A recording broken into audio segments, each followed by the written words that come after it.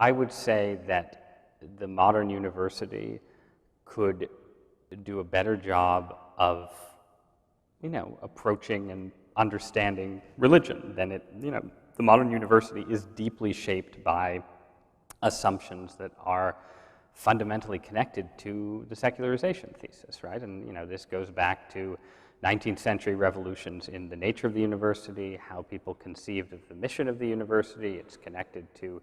sort of John Deweyan theories of education and democracy and so on, all of which I think are just connected to a pinched and narrow view of what the modern future and the human future is likely to bring. And that doesn't mean that, once Protestant, now secular universities like this one need to become Protestant again. Maybe some of them should, but it does mean that essentially, at the very least, the great universities of the West could stand to spend a little more time thinking about how their official commitment to diversity of thought, to intellectual pluralism, and so on, could make room for more voices that not only are interested in and understand religion, but try to understand it from the inside, which is to say, are religious themselves. And so I don't know if it's a paradigm shift, but I think, Harvard University would be a better version, even on its own terms, of its own self, if it had more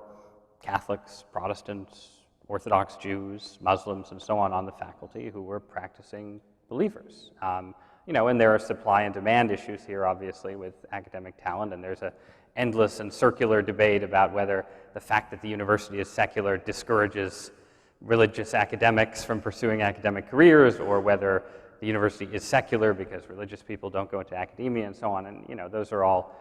again, issues that would take much too long to unpack, and probably Peter has more interesting thoughts than I do. But at the very least, I think that the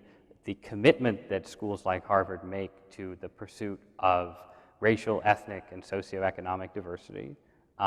could stand to be augmented by a focus on an intellectual diversity that makes more room for both serious study of religion, but also serious study of religion that takes the possibility that religious views are true seriously.